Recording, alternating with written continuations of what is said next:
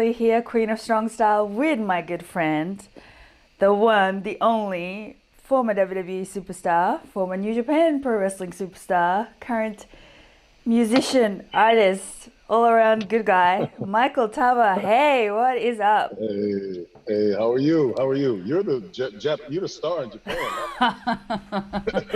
Oh, thank you, thank you. You're being very kind. We were just saying this off string, but how long has it been? Almost 10 years. It's Almost been 10 a years. minute, right? It's been a minute. Yeah, It's yeah. been a minute. So, for those who don't know, or for those who are just joining me, I'm just checking out the chat. Ty, give me 1 second. Sure. Okay, we're here. Welcome, chats. What's up? Portugal, Italy, France, Nice. Nigeria in the house. I get really excited when I see the African countries, and I'm like, oh, Nice. Cool. That's because very it's like a cool. new audience, you know. Yeah, that's all right. We met, for those who don't know, Michael Tower. Well, actually, no, everybody knows, so I'm just repeating myself. But Yeah, Michael Tower was the original member of Nexus, I was. the original Nexus crew, and we met in FCW in 2011. Right? Yeah, it was 2011. No, I think it was 2010. Maybe it was 2011. No, it was 2011 Maybe it because was. It 2010 was I was in 2011. Canada. Yeah, we met in It was 2011. 2011. So yeah, you came there right before I left. Actually, that's when you came to FCW. I remember. When did you leave? 2011, June of 2011. That was And then you were on the road, right? That's I what was you on the mean. road. Yeah, yeah, yeah. He didn't mean leave the company. He means he jumped No, on no, the road. no, He made it to the main roster. no. I left the company in June of 2011, but I made it to the main roster in February of 2010. But June of Oh, 2011, I left the company in June of 2011. oh, are you sure? Yes, very short, Okay. I'm very like, I short. swear you were on TV after that. In Or 2011, I was just briefly, very briefly. They had I was doing this attempt at a new character right, story deal where I was kind of like a manager. They were trying to make me a manager because of the promos, and then I was kind of like popping up in scenes and handing people cell phones and shaking people's hands and stuff. So then what they ended up doing when that didn't work out, it ended up becoming Abraham Washington took over that role, and he ended up being the right. primetime players manager. Yeah, so he basically ended up doing what I guess, they were trying to have him. He did it well. He did very well. I was gonna say, what happened to him? I have not heard from him or He, about him. yeah, I think he was. I felt like he was having some issues right before him and I both left, and because him and I were very close, and then we just lost contact. And then I think I saw him one other time, once or twice in the past like 10 years, and he looked good. He looked like he was in a better place. I mean, he had a hard time there. Him and I both did. He had a hard time. He had a really hard time. So I understand where he's coming from. Now, in your defense, look, this isn't the fact that Michael says he's had a hard time. It's not really a reflection on him, right? Everybody No, that is not like the top 1% has a hard time, right? Like this yeah, isn't about that is you. true. This is about the That is nature of true. the beast. That is You true. know, That is that's just very, how it very is. true. Yeah. So, I remember, so like, just to give you a bit of a heads up, on this stream, we've Yeah. kind of like, I've just started Twitch and I'm loving the Yeah. live element of this. It's cool. Yeah. And it's a very cool community. Like, there's really no trolls on Twitch so far. You know, um, Nice. it's a different vibe, right? So far, all I've Okay. had is just all my mates on here, you know, like I'm just Nice. talking to Nice. friends. And so this is kind of like, I keep saying this to everybody, but First, audio is echoing, but you're, oh my goodness, why is my audio echoing always? Oh What is going no. Oh on? no. Something's turned up a little higher on the mics or something. Uh, Or I it could be is the competing mics and the headphones. is Ty's audio echoing or mine? It's the fight against technology. Yes, it is. Hmm. Okay, well, we're gonna make this very long. I'm not gonna force people to deal with the shitty audio. My bad. I'm so sorry. Like we keep It's all having good. audio issues. It's taking me forever to work it out. Um, Um, So what I was saying is, everybody has been on here so far. It's like I've said the exact same thing, which is like, I met you in whenever, and we hit it off immediately, you know. And I felt that same vibe with you. You were so cool, you were so nice from the jump, and it was like, he's good people, you know. It was like this immediate thing. Good day, greetings from Australia. Hey Lance, what's up? Nice. You have fans. You have fans in the house. Nice. We were in FCW, and FCW was a different beast. Yeah, I guess it was. Right? FCW was a different beast. FCW was very much a jungle. You know, it was right. It was very competitive, very much close on top of someone, you know, close each other's eyes out to get to a spot, right? Yeah. And I'm not really saying like one way or another whether it's good or bad, because I don't think it mattered at the time. This is just our reality. Like, this is just what it was. You had to deal with it, and if you know, that's just what it was. So I wanted to really,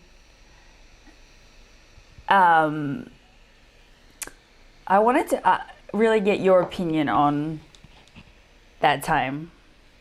You know, talk about that, because I want people to know like the real version of the FCW, and not like what you see in this like super curated pretty package. Do you know what I mean? Like, Did they just do something on FCW recently? Yeah, I mean, I was on it because there's a photo of me and Norman Smiley, you know. And I'm like, that's cool. Yeah. They only like covered like the last like 6 months and not the first 2 or 3 years. But right. Because mostly everyone that was in the actual FCW is gone. You know, in WWE, if you don't work there anymore, depending on who you are, they like to pretend like you never existed, like they just snap the reality stone and you just turn to dust. But Thanos. basically, yeah. I'm one of the people that got Thanos. And they're actually doing a Nexus story too, and I'm probably not going to be in it, which is hilarious. I don't know that that's possible. Like, I don't see how you can do it. Yeah, I mean, they would have to really edit the footage really well. But I mean, I'm sure I'll be in a couple of shots. But yeah, as far as FCW, I loved it. I had a great time. It was extremely competitive. It was honestly, you think it was competitive when you got there. It was really competitive in 2008 when I first got there. So in 2008, it was the remnants of OVW and Deep South combined. Oh, wow. Everyone, So, and when I got signed, I didn't know that, but speak on that, because I can just imagine, like, I have this image in my head. But yeah, because that would have been an entirely different beast. Imagine 2 different locker rooms in the same right. Like 70, 80 people, like trying to get, it was, So it was, and then when I got signed with like 5 or 6 people, like they just were signing people like crazy. And I walked in a very good position. I actually walked in a good position, but it was, I got signed. I went to OVW first, and then that was when they were in the middle of transitioning to Tampa and starting FCW. So they just basically, I went there OVW for a week. They just, I ended up moving to Tampa, which I had no problem with. I'll take Tampa over Kentucky. But all right, facts. I'll take Tampa. And just on that though, I was not a fan of Tampa. Really? Like, no, I mean, it was such a huge culture shock for me. Like coming from Australia to Calgary to Tampa. Like just south. You know, and I know that, and people are like, well, it's Florida. Florida's not really the South, and I understand that what that means a little bit more now. But for me, it was such a big culture shock. And Australia is such a multicultural society that, you know, nobody cares who you're hanging out with. Like, you're not gonna turn any heads. There isn't. I don't want to use the word segregation. But let's just say it, you know, because that's what to me as a foreigner, that's what it felt. It was like a whole other thing, and I was really not. Oh, you would have hated where I grew up. This is where I grew up. To me, Florida's like so multicultural and well-rounded compared. I'm from Ohio. Ohio is Oh, I've Florida. been to Ohio, Louisville. I've been to Louisville. Okay, yeah, yeah. Ohio was. I love Ohio, but I like Florida better. But yeah, it was highly competitive. It was just, it was like very cutthroat. Yeah, I mean, you had to create a really big moment to get respect in the locker room. Like I wasn't even allowed in the locker room when I first got signed Wow. until I did this unbelievable heel promo. So we were doing these shows at this bar called Bourbon Street Lounge in Newport Richey, Florida, Oh, every Tuesday night. Did you ever hear about Bourbon Street? yes. Yeah, oh yeah. It was this crap bar, and oh my, every Tuesday we weren't having any shows yet. That was our only like show every Tuesday, and oh my goodness, I'll never forget it. And I'm sitting next to, and this is when Dusty first got there, and I'm sitting next to Steve Kern, and I watched Alicia Fox walk out to the ring, and I saw the reaction to it. And I just said to Steve Kern, I'm like, I get all kind of heat with this crowd. They'd be eating out of the palm of my hands. It'd be easy. And he said, really? I said, oh yeah, this will be easy. And I meant it, you know, because I'm very confident in my promos, which I was then. But I didn't think that he was going to call me out on it. So he says, okay. So then he texts Dr. Tom, who was in the sound booth, you know, behind the ring.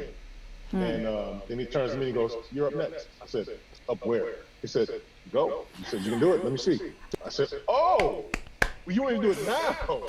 Okay. I said, all right, no problem. And I had done it before. So basically, Yep. the match And ended, I almost love walked that. up. I'm sorry to interrupt you. I'm gonna let you No, finish. you're fine. You're But fine. like I almost love that. I almost love that. Like I hate it, but I love it. It's a weird thing where you Yeah. know what you Yeah. know. We know what we can do. You know what I mean? Yeah. Like we know what we Yeah. can do, Yeah. even if the powers that be don't think that we can do it. We know what we can do We know because what no we matter can do. what's going on backstage, when you're in front of that live crowd, like you forget everything. You're just there for the people. That's why wrestling's so Yeah. weird to me now, because Yeah. when you're in front of those live fans, nothing matters except them. So it's kind of like Yeah. it's a weird thing where it's like it's supposed to be harder, but it's actually easier because you don't give a damn about any of What's the going on? backstage pressure, what's going on, because it's just in those 3 minutes, 5 minutes, 6 minute segment, it just doesn't matter. Like it really doesn't. Yeah. So it makes everything better. Anyway, sorry, go on. You went No, out no, there. you're good. You're good. Yeah. So I remember I walked out to the ring, and the ring announcer and the referee had no idea what was going on. So they're shocked. Dr. Tom knew. And they hate you, by the way, because they don't know what you're gonna do now, and they're not prepared. So Yeah. Oh, yeah. They're like, what the? And so I why walked are up, you I out took the here? mic. Oh, yeah. And proceed to just rip into the crowd. I called them all kinds of names. They were booing me. They were like super loud. Like it was crazy. And I walked to the back, and everyone in the locker room was like, whoa, like give me a standing ovation. They're clapping. They're like, okay. Then I was allowed to come into the locker room. And then that was when I got on Dusty's radar. And then, you know, I started working with him. And he became like my mentor, like one-on-one. And then from there, you know, it was an interesting journey. But like I had to create a really big moment. And that was how I was able to kind of start getting some respect in the locker room. Right. So I want to talk to you about Dusty because I feel like if we were so fortunate to be Dusty kids, you know, and I didn't even realize how much I learned from him until I left FCW and I was in Japan and I was having to cut promos and now it's in Japanese. And I know this is nonsensical, like what on hell did Dusty Rose teach you about cutting promos in Japanese? Well, let me tell you something. A promo is a promo is a promo is a promo. No matter what language. Right? No matter what. Because, and yes, there and you know this, you've been to New Japan, you get what I'm saying. Like there are huge cultural differences, right? That does make everything different.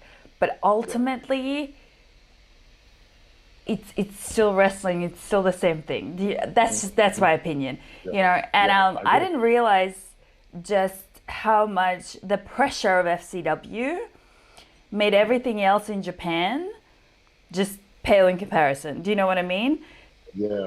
Where it's like, hey, prep a promo in Japanese that you have to say at the end of your 20-minute match, 30-minute match, right? That's a Japan Joshi match. It's a different thing. Like I don't even, you know, that everybody knows by now, right? So you have to remember that at the end of that. You know, Oh, because for those 20, 30 minutes, you don't give a damn about your promo. You just yeah, don't. yeah. So get through the match without You blowing want to up. get, yeah. Then you want to get to the match, and then now you have to stand in the ring and be, you know, say it in Japanese, but not in a way that's comical because you're a foreigner. Automatically, you sound comical speaking Japanese, Oh, right? right. So that's a hurdle. You Yeah, have to do it in a convincing way, and it's like in those moments, I realized like I really learned a lot from Dusty without even like by osmosis almost. Do you know what I mean? yeah. I know exactly He what you mean. he was so good. He was Yeah, just he was weird too. He's weird, yeah, like yeah, strange. yeah, yeah. Oh, You Dusty. know what I mean? Like he was strange. Yeah, I remember um, we had promo class every Wednesday. He hated everything I wore every Wednesday because this was the diva era, and I was not a diva. I didn't want to be a diva. yeah, I was really trying to yeah, like make myself mold into that mold, and I hated every second yeah, of that. He yeah. hated it, and he wanted all the like the diva dresses, and the girls they would all look the same, right? And we would all have to be the Yeah, same, basically. Yep, I remember that. right? Which is like you have to be the same to not get heat, but then because you're the same, then you get criticized for being the same. It's like you can't win, Yeah, yeah, right? that's wrestling. That's You WWE. can't win. So I remember just one week just being so pissed at him. I was just mad. There's me, rookie, mad as hell at Dusty Rhodes, and I'm like, I'm just not doing this. I am not wearing any of the shit. I'm not doing it. I was just pissed off, and I get there, and I have like this like black leather tights and like this rocker t-shirt, wild hair, and he was loved it. He's like, that's so you look amazing, blah blah blah. And I'm like, what is your problem? For six Yeah, months I've been here yeah, trying to do the thing that you're telling me you want to see from me, and then like when you piss me off, it would make you crazy, right? yeah, yeah, yeah, yeah, But that was like that's an example of the environment. You know what I mean? Like we yes, want this yeah, from you, but when you do it, well, why are you the same like everybody else? yeah, You know, yeah, and like round and round it goes. Tell me. yeah.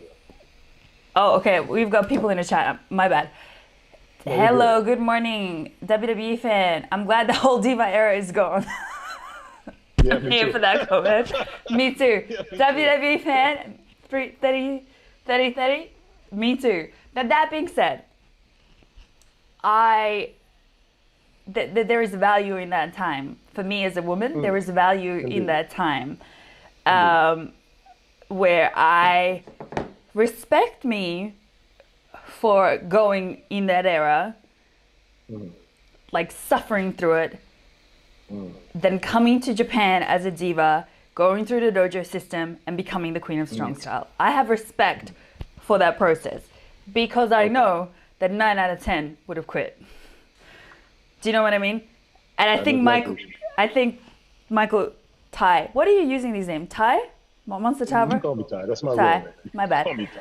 Hey Ty. It's all good. It's all Like good. I'm like meeting Basic. you for the first time. Hey Ty. Um, Yeah, and I think you would understand what I mean by that. Where I do. I do. right. I want you to speak on that because I think there's Sure. something about suffering that makes you stronger and build skills that are just so much more important than how good Yeah. your clothesline or kicks are. It builds character. It builds patience. It builds character, appreciation, understanding, higher levels of understanding. I mean, now I still work. I still do matches, and I'll do matches without taking one bump. And I'll hear people next to me. I'll call my matches, and I'll tell whoever I'm working with, this is going to be the easiest match you ever had, and you're going to get more reaction than you've ever got. And I'm like, how? Like, well, we're not taking any bumps. And they're like, what? And then I'll call the entire match, and they're kind of confused. Like, it seems like we're not doing much. I'm like, yeah, this way. And then some of my friends next to me will be like, did I just hear you call a match without doing any bumps? I said, just watch. And we go out, we do the match, and everyone's amazed. Like, how did you? Oh my God, I feel great. Because it's not about kicking and punching and chopping meat. It's about obviously telling a story, but it's about, making it, being precise about exactly what it is you want to portray to the fans, whether it's your character, whether it's whatever particular body part you're working on or what you're trying to accomplish. And going through the diva ideology. You were very polite there. Yeah. And, you know, and then going to Japan, which is very different. And I think even people have, Say it it, is tell very them, different. let them know, Yeah, yeah. tell them. It's different. Some people have misconceptions. I kind of did too. I thought they were all out there beating each other senseless and stiffing each other, and they're not. It's an art that they're, you know, yes, it's a tougher form of pro wrestling, but they're still like the art is just so much more impressive because it really looks like they're killing each other when they're only killing each other 70% of it. Right. I think it's also, you know, Lance Storm would always tell me, he would always, like, in the beginning, he would always be like, 90% of this game is mental. And I'd be like, yeah, whatever, like, just teach me how to wrestle. You know, because that's what you're like when you're starting out. Because you think the mental element is like, yeah, that's fine, I got that, like, whatever. Just, can we go in? Can you teach me the suplex? Teach me this thing, you know, right? That's what you're like. That was me. I think that's everybody when they start out. Like, you don't understand. And then years later, I went, oh, wait, hold up. Okay, no, my bad. I was wrong. He was right. It's very humbling, you know. And it is mental because no matter who you are, you're going to have a hard time at some point in wrestling. Yes, you are. I believe that. No matter what you end up doing, you are going to have a hard time. Not even at some point, at every stage in your career, there's going to be a difficult time. And if you can't deal with that and you can't take that mental pressure without going backwards and without forcing yourself to make more mistakes, that's what it's designed to do. It's designed to get you off your game and make mistakes. Yeah. Right? Yeah. And Yes, then when you that's make true. mistakes, of course those mistakes are going to cost you. Yeah. But you wouldn't have made them if, you know what I mean, without all the BS. So all that to you got to say, take risks. You know, Yeah. you have to take risks.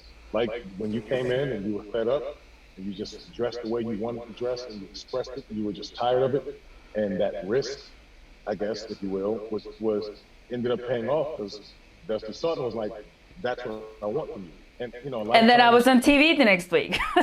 you know? Yes, So that's it's how like, it works. so that's how it works. But I want to say, like, doing that is it's also kind of reckless because he also could have pulled me aside and been like, didn't I tell you to dress properly? Like, what have I been telling you for weeks? You know, I could have had real heat. I did have real heat for not having the look, right? So it goes both ways. I'm at this point now where I really think, like, the key to success. No, I'm joking. Right. I think that for me, it's about, like, creatively, and I'm just talking about the creative element of wrestling right now. Like, there is the right way and the wrong way to do things in the ring. Yeah. Right? And that's not what we're talking about. Because I feel like that's almost easy. You find the best technical trainer in your area and you spend as much time with that person as possible and learn as much as you can. And then you find a better person and learn as much as you can from them. And that's it. Like, that in the technical part of it, to me, that's pretty simple, right? Find the Lance Storm that you can go to and train with around you that is like, Doesn't get much better than Lance Storm. right? That's the best advice I can give you. And then but almost that doesn't even matter. Like, I hate to say it doesn't matter, but it just really doesn't. You know, like, it does, but it doesn't. Anyway, we're talking about the creative element of it. We're talking about when you're signed under a contract, there's 100 or just like you there. Yeah. What is going to put you on TV that isn't going to put the other person on TV? Yeah. Right? Yeah. And that is that creative element of it. And the thing is like, everybody's going to give you advice because everybody has to hear their own voice speak and validate their own position wherever you are, right? And it's all going to contradict yourself. And you have to listen to everybody, but also kind of like not listen to them. Because ultimately, at the end of the day, nobody knows what's in you. Nobody knows what you're here to express, what you're here to create, what you're here to birth, for lack of a better term. Like, I'm using very, like, feminine language, but I guess create. I think you understand what I mean. Like, nobody knows what you're here to create, and you have to ride or die on that. You've got to create it. Sometimes we don't even know it. Sometimes we don't even, right? You know, Yeah. oh my God, so on that. Like, so many times, or I've taken steps where I'm like, I don't know why this is so important to me. And I don't like see it yet, but I know it's really important to me. I didn't know I wanted to come to Japan beyond the fact that it was just going to be a good career move. Like, I didn't really know. Do you know what I mean? It wasn't like I was watching Joshi companies and being like, I want to work with her, I want to have this match, I want to learn this. Like, it wasn't like that.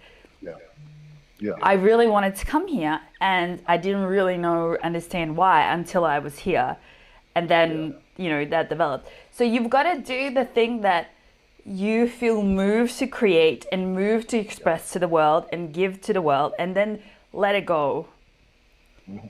Just let it do its thing, and like let it have the impact or not have the impact. Because even things that don't have an impact lead you to the next thing, that leads you to the next thing, that propels you to your destiny. And the trials create those things too. Oh, but you don't know that at the time. And me too. I don't know. I go off, because I'm a very emotional person. I go wild, and I don't know in the moment. I forget that the thing that is breaking me is making me. But in the moment, you don't think about that. Like, I think that's how I am. I'm like, F this, and I'm not cool, calm, and collected as an individual. Okay. You know what I mean? It's okay. So tell me, That's right. Tell me about your experience going from FCW to being in Nexus, and Nexus being like so revolutionary, and all of that. I want to get on that. It was a storm, man. It was a storm. Like, so when we my chat is going wild right now, and they're all rubbing in the fact that I drink crappy coffee. Oh, and by the way, chat, they like to give me crap on this stream. My coffee machine broke, so not only am I having crappy coffee, I'm having crappy coffee beans. It's all around shitty time this morning. But anyway, go on. No. We have more important things to talk about. I was not fueled up for this. So good. Yeah, it was a whirlwind. Like, when I personally left FCW, we all did, and made it to the main roster. I was in a really good position. Myself and PJ Black were in a storyline for the FCW title. Right. And we had a couple of matches, and I had started to really get over it. And I, heard some whispers that there was some strong consideration for them to put the FCW title on me. So I was kind of, pretty much the Nexus guys. We were like the top of FCW. Yes, 100%. Yep. Yeah. And also, I want to say it was so cool and creative. Yeah. I don't remember anything like in wrestling being like that. And people have compared to the NWO, but I don't think it's the same thing. It is different. It's different. It was different. Anyway, keep going. I'm sorry. They were established, like well-established top guys, superstars. 100%. Yes. But so and then personally, when we got to the main roster, when I got there, it was, I went from hero to zero. Like, I just ran into the heat, just landmine after landmine after landmine. Just it was what it was. The experience of NXT was interesting. That was when they kind of started to divide and conquer, the behind the scenes stuff. That I know you know what I'm talking about. Yeah. I got through it. I did I started refusing to do challenges. I started doing little things to stand out from the crowd, from the group. There was 8 of us. I started wearing a mask over my face. Now, everyone in wrestling started wearing a mask after 2011, and now the whole world, half of it, is wearing masks. I so feel you on that, because I feel like everybody in wrestling started calling themselves Alex. And I'm like, I just want to change my name now, because I'm just over it. Everybody's Alex or Alexis or Alexander. Everybody's an Alex right now. And that's like, you're just like, can you not? Can you just not? Right, anyway, go on. I started seeing something. On that, Superman punches, just so many things that I did. I'm seeing so many people do, and I think it's cool. And it was really because Nexus had such a big impact. Not because I did anything, because I didn't really do anything besides Nexus. Nexus had such a big impact. I'm very grateful for it. I mean, I remember being in a mall with my ex-wife and my daughter, and a lady walked up to us and wanted me to sign an autograph for her son. And we were told we were not allowed to sign autographs or take pictures. And we had to wear our armbands everywhere we went, like to the gym, to the grocery store, to the shower. So people knew exactly who we were, and we weren't allowed to sign autographs. There's no fan service allowed, which got us that much more heat. This lady cussed me out, threatened to sue me, and it was, oh my goodness. So we It's so America for you, just on that. Like, it's so America for you to threaten to sue somebody because you didn't sign an autograph for her kid. Like, yeah, you're right. It's very I'm sorry, I love you, but you know what I mean. I disagree with you on that. You know what I mean. I'm not disagreeing. Yeah, it's very American. You're right about that. It's funny. Oh, Sorry, keep going. Lord. Yeah, so it was crazy. And then we're walking out to the ring, getting like trash thrown at us, cups and food, and like we had some real heat. And we were like, if we were caught signing autographs in front of the TV hotel or anything like that, or at the airport, I mean, and there were times when we did. Like, I remember being woken up at 4:00 in the morning in an airport in Baltimore by 40 people. And Wade Berry, he thought it was so funny because him and I were both sleeping. We were waiting for, it was all of us, but him and I were together, I guess. We were like on these recliners somewhere in the airport, I believe it was Baltimore. And 4:00 in the morning, and I'm like kind of, I'm sleeping. And these people walk up, they find us, and they're like, can we have autographs? And he points to me, and they wake me up. I wake up to like cameras flashing, people surrounding me, handing me stuff to sign. And I turn and look, and he's cracking up laughing. I'm like, funny guy. I'll never forget that. But I mean, just like that, endlessly like that, it's nonstop. And that, which I thought was cool. And then there's the social media stuff where people feel like they can say anything they want to you, which I'm sure you dealt with that. Yes. But it was. I loved it though. I loved working in television. I loved the pressure of live television. I loved, either you get this right or there's no second. You either have to do it right or there's no other option. Like, I love that pressure. I love performing under that pressure. I love the pressure of only having a particular amount of minutes to do your entire segment, let alone your match, and then learning how to adapt the entire match to those minutes. Know what to take out, what to put in. When in the match, how to read the fans. When it's time to move. What I'm talking about. Yeah. I'm so happy that I learned that stuff because it applies to life. Like it really, and people don't realize, pro wrestlers, we go through so much hell. But we're like psychology students in the ring, basically. I'm telling you, don't you feel this way? Tell me if you feel this way. Like, after this career, nothing phases me.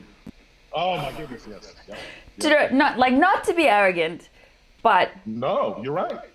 Nothing phases me after this career. Nothing is ever going to be this hard.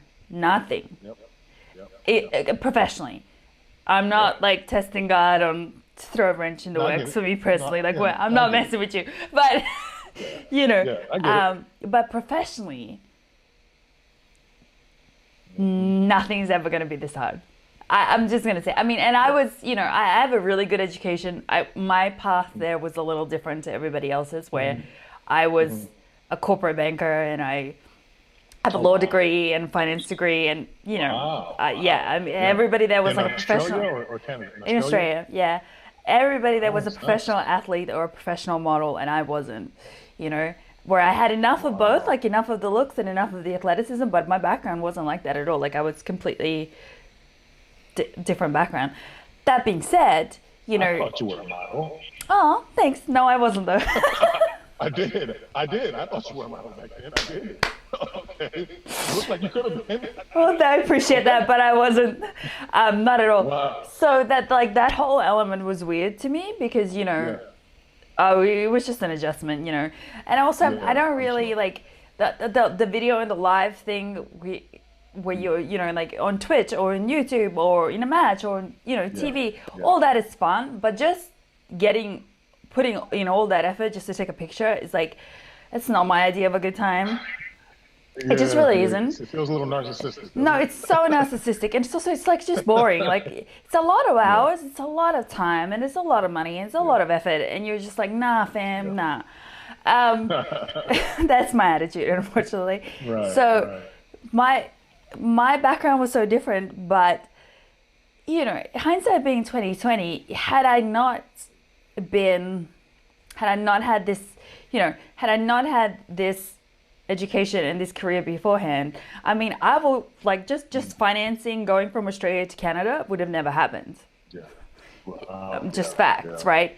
Because that's a long drive. that's a very long drive. And where I was living, you know, and my Twitch stream knows this, where I was living, you couldn't wrestle. You could, like, seriously, you couldn't really, because you couldn't, there was no schools, there was nowhere you could train 5 days a week. The first time I was ever in a ring was in someone's backyard. And I turned around and was like, nah, this ain't it. You know? So and you had to, I mean, just real shit logistics, you have to find the money to make that huge leap. And if you can't do it, you know? So it's wrestling is a hard thing to get into, you know what I mean? I felt that, you know, I know that the FCW women's locker room was pretty, you know, not necessarily the friendliest place, but it's hilarious to me because now it's funny the messages that I get now from like that same crew. I mean, it's funny because now everybody just wants to come here and they want help, or they quit entirely. Do you know what I mean? And it's like, it's funny thing about perspective. But I do want to touch on the men's locker room as well, because I don't necessarily think it was the friendliest place at times either. It wasn't. Yeah, there was some, do you know what I mean? It was, it wasn't. And it was hard because when you have a locker room full of a co-ed locker room, you know, which is doable under any circumstance, you do it, you know, well, not, you know what I'm saying, but you should be able to do it. We should all be grown and do it, yes. Right, exactly. They're all very attractive people. They're all athletic people. We're not at a desk. We're wrestling each other. You know, we're like getting physical with each other and seeing each other 80% naked and in characters and so forth and so on. You know, there's a lot of like, you know, intermingling, people dating, people, you know, and you get feelings. It's hard. It was like so many landmines you could step on and get beat. And you know, a couple of people pulled me aside and they were like, "Do not date anyone in this locker room." I already wasn't planning on doing that anyway, but okay. They're like, don't date. The first thing you need to do is not date. Don't date, and don't date. Okay, cool. And I was given a similar conversation, which didn't apply to me because I had a boyfriend at the time. Like, well, I was seeing someone at the time that nobody knew about because I'm real good at keeping my shit private, you know?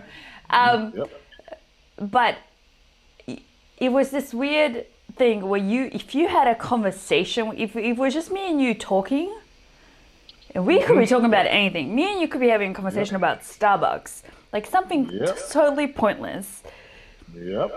Other people will be watching that and there would have been a rumor. Right, and I know I can say this to you because you are my friend and you get what I mean. And you would just be like, exactly, and it was this really awkward thing because now it's like, do I not talk to you when I see you?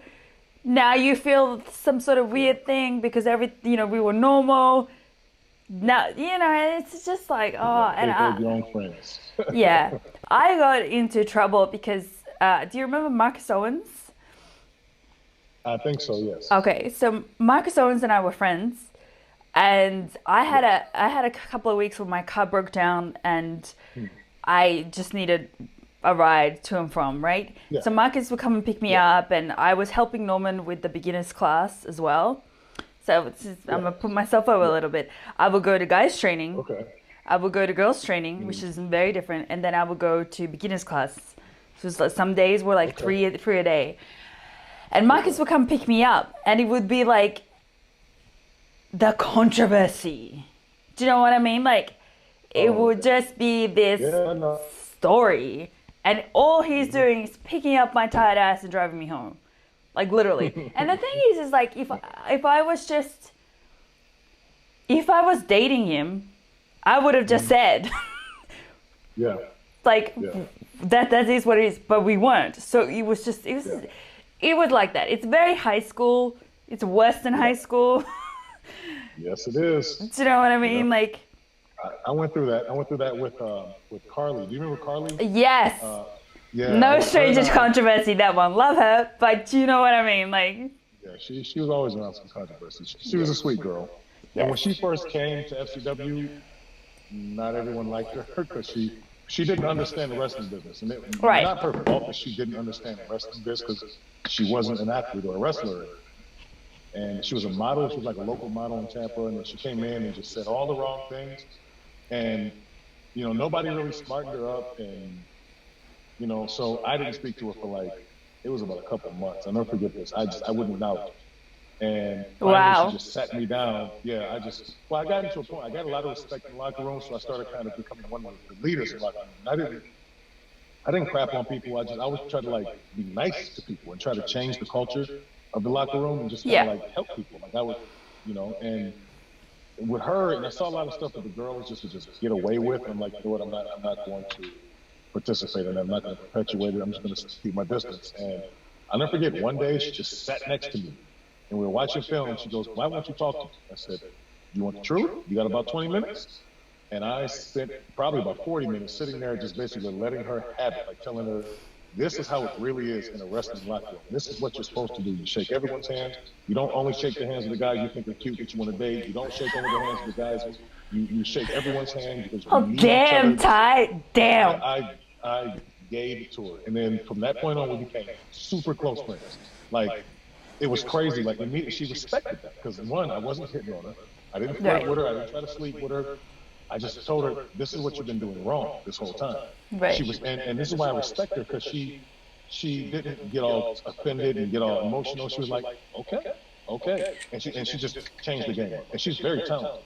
Yeah. And her and I just became super cool. And it was her,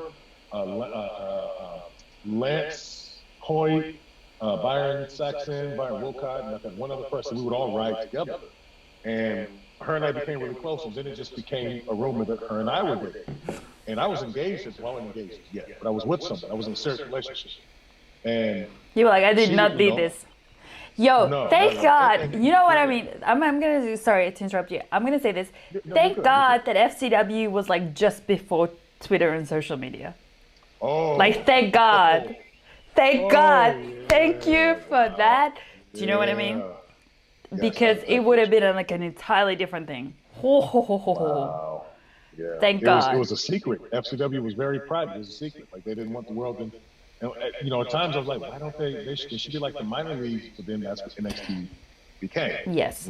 But yeah, it's, oh my goodness. Yeah, I've been through that a couple of times with a couple of female talent who I was friends with, and I'm looking at people like me, like, how do you associate me with things? Like, no one talks to me. Like, what? But it can happen in there.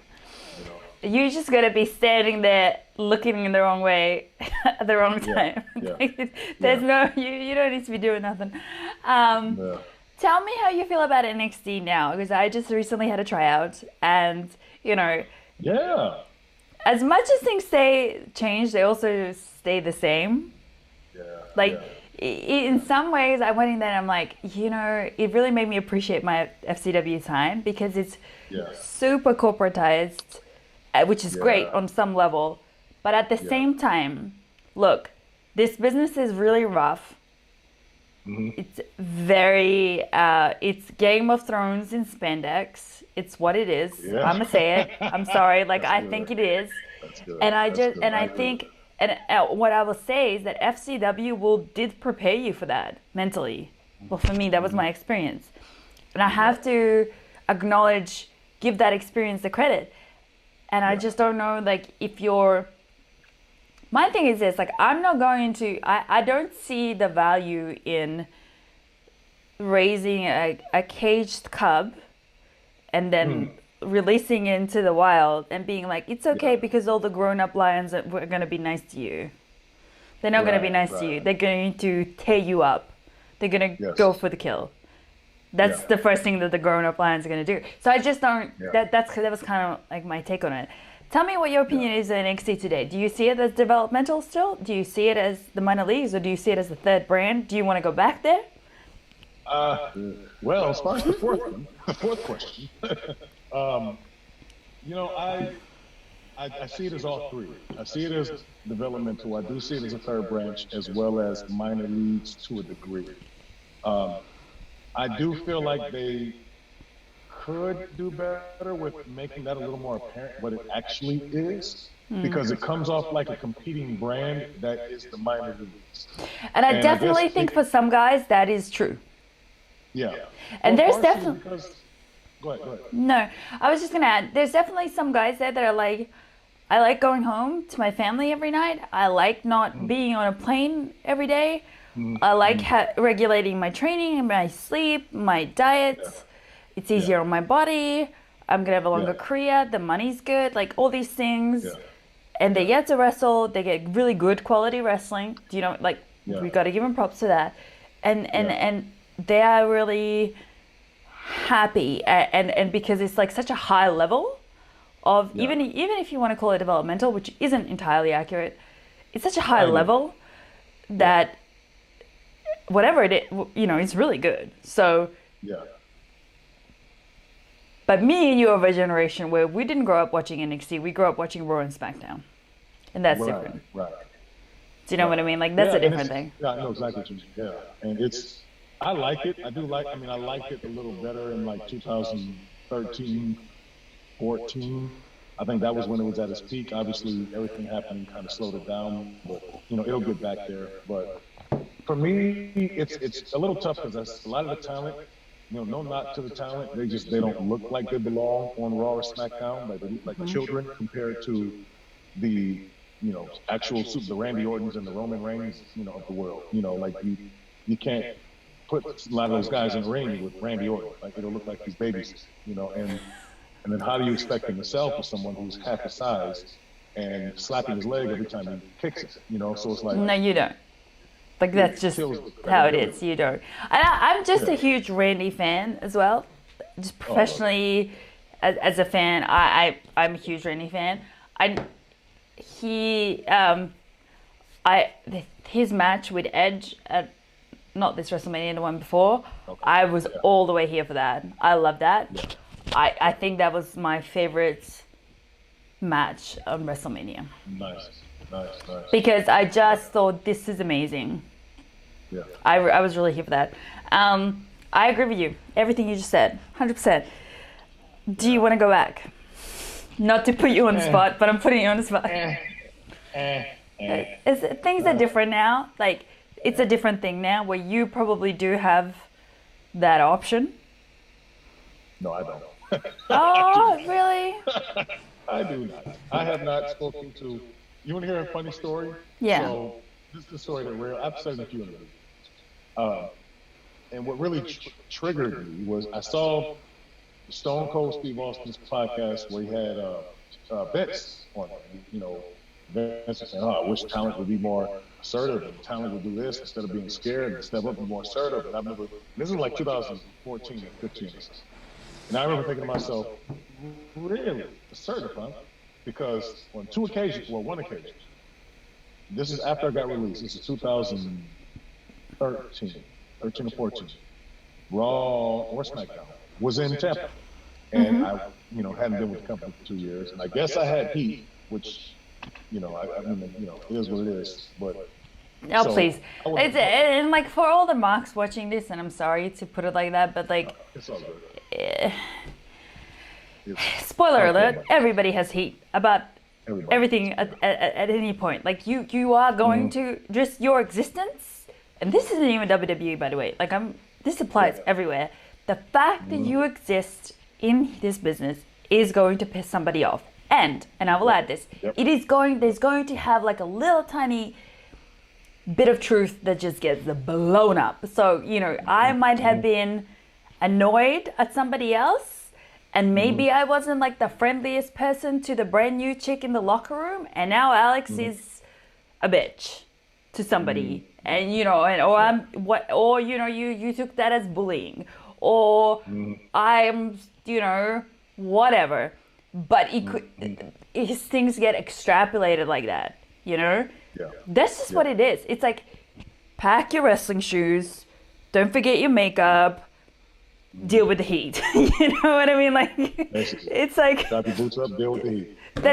That's how it works. And I've never met anybody who's like universally liked. Yeah, it's not possible. I don't think And it's I, possible. and what I did got me more heat. So I walked in unannounced. I just walked in to the arena, and everyone's looking at me like, "What are you doing here?" I just walked past everyone, walked straight to Vince's office, knocked on his door, and I knew the moment he opened that door, I was going to get my job because Vince loved me. And I knocked on the door, and he says, "Who is it?"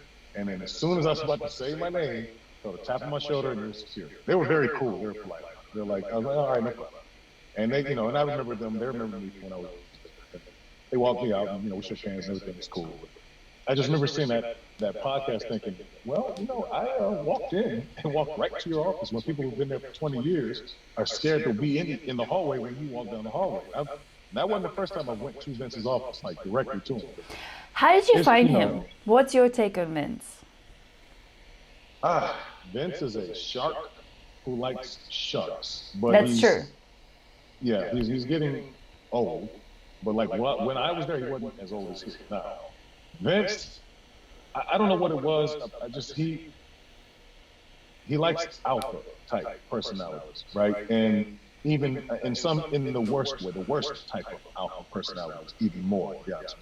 I'm gonna add to what you just said though, and I'm gonna let you finish. But there's difference between, look, it's really easy to be an alpha when everybody else is propping you up and they are removing all the problems out your way. You are not an alpha. Because you're not an alpha. You're not actually an alpha, exactly. I'm sorry, like when there is no obstacles, when we lower the bar so low for you and we say, okay, just jump over this little tiny hill, yay! Yeah. You are not a badass. Because they do that a lot there. Yes. Yes. And so go on. And I had a lot of really unreasonably high hurdles that I found a way to get over. And he was watching, he respected it. And Vince also likes a good project. He likes a good underdog project. And he does. I was a bit, because Brian Daniels is the greatest example of that. But him and Cena, actually. But he really liked me a lot. And I would just, when I approached him, I would look him square in the eyes, I would shake his hand, I wouldn't take more than 60 seconds at a time, and I'd get out of his way. And I understood someone with that much power, you don't ramble, you don't mumble, you don't fumble, you don't fanboy or fangirl over him, oh my God, you walk right to him, you tell them exactly what you're here for, shake their hand, look them up for it. They remember that. They were not afraid of. I wasn't scared of this. Like I didn't, and I got to a point where I started walking around the locker room when enough had happened to me. I started walking around the locker room with this. Every time I look at everyone, I want them to almost feel like I'm thinking F you when I look at them. Like that's, what I'm saying? Like, and every time I would cut a promo, and it worked. Like people would just started having friends in the locker room. I started getting over, and there's a lot of plans, and writers are always coming to me like, "There's big plans for you." Mentions big plans for you, and then I got released. If you approach Vince like you're not scared of him, and you just shake his hand, look him in the eye, tell him who you are, what you're there for, and get out the way. That same with Hunter. Hunter's not as much like that as Vince, but same with Hunter. You say what just state your business and get out of his way. Because I think it's like you have to have the confidence to not be nervous by these people, because if you're nervous, all you're telling them is, I'm not ready for you to invest in me. I'm not ready for live TV. Because that's my opinion. Yep. Do you know what I mean? Yep. That's all you're communicating. You're not communicating, oh, I'm nervous because, I respect you and I grew up on this and all the rest of it, which we all did, and it's facts. But of course. Now when you're that like, you're saying, I'm not the guy, I'm not the girl, I'm not ready for TV. Mm-hmm. Don't give me the ball. Don't give me a chance. Don't give me an opportunity. And it's like, and people are going to respond like that. And look, it takes time to learn that lesson. Yes, you know what I mean? It takes time to learn that lesson. And also like understand, you don't want to do that first walking into any locker room. Like that doesn't apply if you're brand new. I always preface this, like, because I understand that a lot of people watching this, because they're in my DMs, they're commenting, they're asking, they're always like, how do I get to Japan, or whatever, It's a whole other story. It's a whole other thing, right? So we're going to wrap it up. Thank you so much. It was so good to talk to you. Yeah. I think you have a really intelligent perspective, and I think Thank you. we're gonna have you back because I wanted to keep talking some more of this stuff, but I actually have to get on the phone Anytime. to my trainer. He's gonna kick my Okay. ass if I don't. So thank you guys for joining me. Thank you for jumping in the chat. Ty, where can people find you? At Monster Tarver at Facebook, TikTok, believe it or not, Instagram. I don't At get Monster that. Tarver on all platforms, right? All platforms. All Okay. Hit up Ty at Monster Tarver on all platforms. Follow me at Queen of Strong Style on all platforms. Subscribe to my Twitch and my YouTube. Slide into my DMs, whatever you want to do. I'm here for you. I will see you guys next week. Thank you so much for joining me. Ty, we love you. Bye. Thank you so much.